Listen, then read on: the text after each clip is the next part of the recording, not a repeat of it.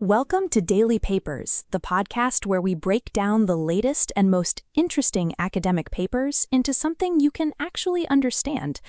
Today we're asking a question that feels very relevant in the age of AI. When you ask an AI a question, how do you know if you can trust its answer? Exactly.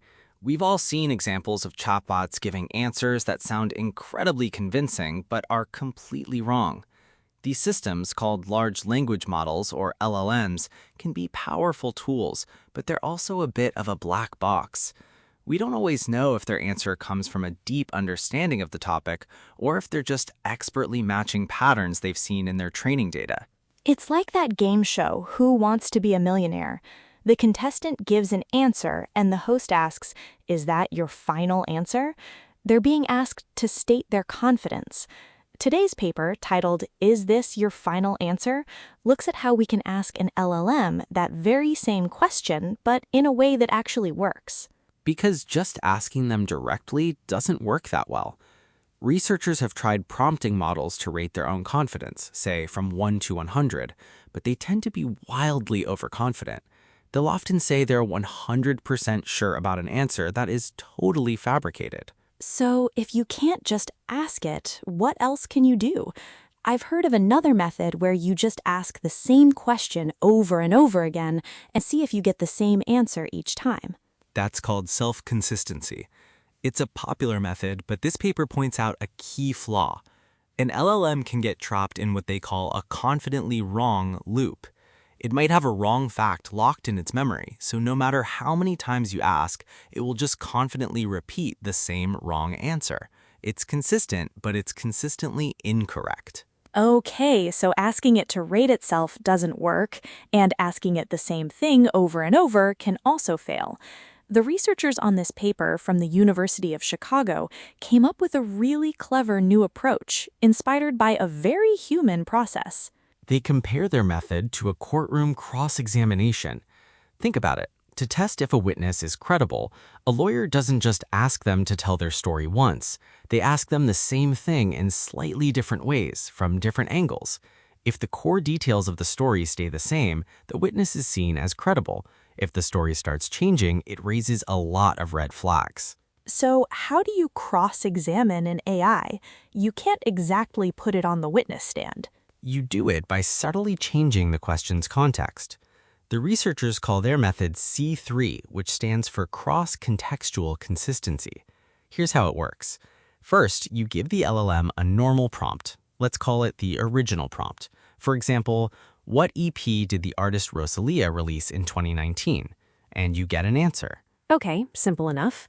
What's the cross-examination part? Next, you take that exact same prompt, but you add a short, related, but totally neutral sentence to the beginning of it. The paper calls this a perturbation. So the new prompt might be, an artist might release an EP during any year of their career. What EP did Rosalia release in 2019? The extra sentence doesn't give any clues or change the question. It just adds a little bit of noise. I see, so it's like a little distraction. You do this a bunch of times with different neutral sentences, and then what? Then you compare all the answers the LLM gave to the original prompt with all the answers it gave to the slightly perturbed questions. If the answers are pretty much the same across the board, the model is consistent. Its answer has a high C3 score, which means it's stable and credible. But if adding that little bit of neutral context makes the AI's answers jump all over the place, it means the original answer was fragile and not very reliable. That makes a lot of sense. A fragile answer is one that breaks under the slightest pressure. So the big question is, does this C3 method actually work? Is it better at predicting if an answer is correct? It is. The researchers tested it on 26 different models across 6 very different types of tasks, from math problems and factual questions to writing computer code. They found that a high C3 score, meaning the answer was stable under cross-examination, was a much better predictor of correctness than the other methods like self-reporting or self-consistency. An answer that doesn't change is an answer you can probably trust. That's already a fantastic result, but they took it a step further. They realized you could use C3 not just to test the AI, but to diagnose the tests we use for AI.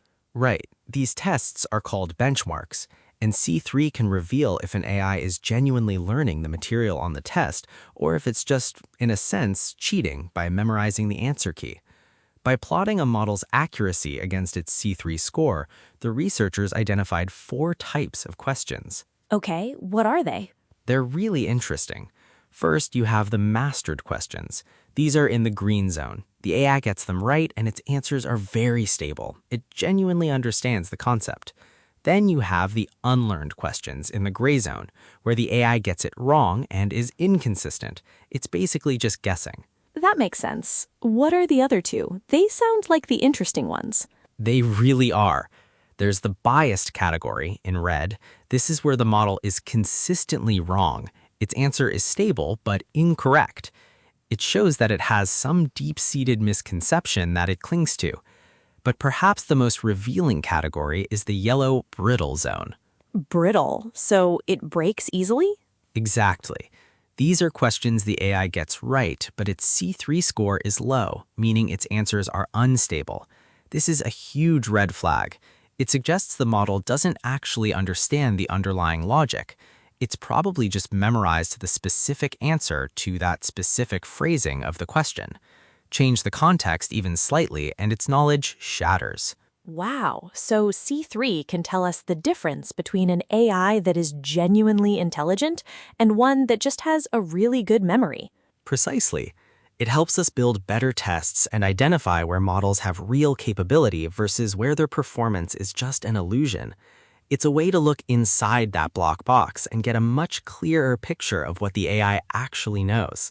So, if you want to know if an LLM's answer is its real, final answer, you don't just ask it once, you have to cross-examine it, check for consistency, and see if the answer holds up. It's a simple but powerful idea for making sure we can trust the incredible AI tools we're building. That's all the time we have for today. Thanks for tuning in.